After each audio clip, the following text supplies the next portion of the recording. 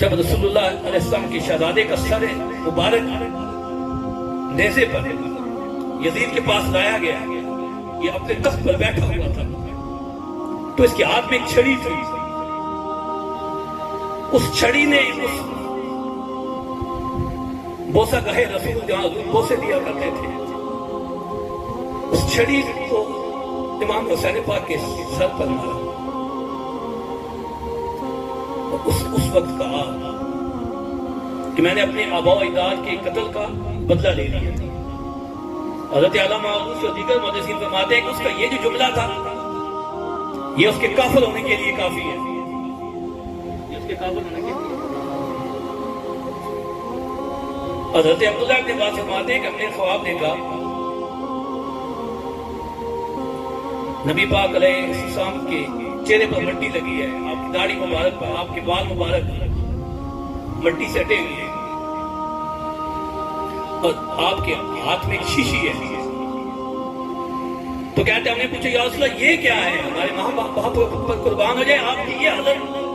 آپ فرماتے ہیں کہ میں ابھی کربلا سے ہو کے آیا ہوں،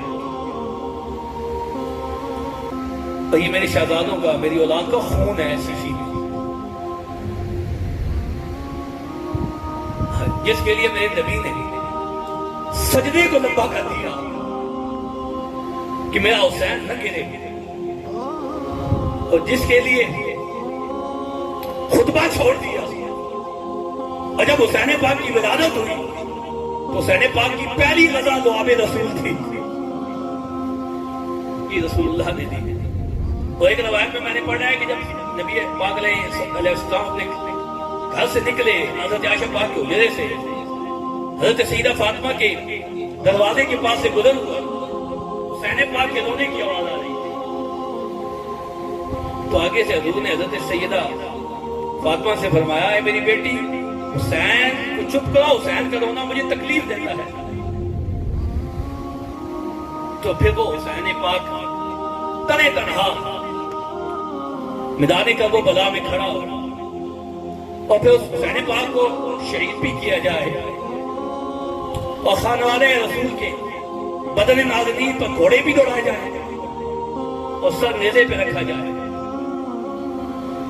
پھر آج جو شخص اس لین کے بارے ذرا بھی ہمدردی رکھتا ہے وہ مسلمان کہلانے کا حقدار نہیں ہوتی.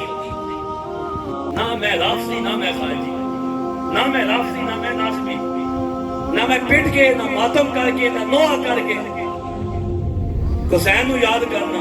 میں ہائے حسین نہیں کہنا تھا، میں واہ حسین کہنا تھا.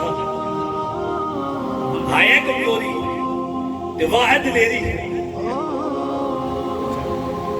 ہائے نا ہائے ہائے مر گئے پٹ گئے، یہ ہائے کمزوری. اسی ہائے حسین کہہ کے حسین کا ذکر نہیں کرنے، اسی کہنے واہ حسین کہ بھائی ہزار مقابلے میں 72 تن میدان میں پھر بھی جھکیا نہیں. واہ حسین، واہ حسین، واہ حسین.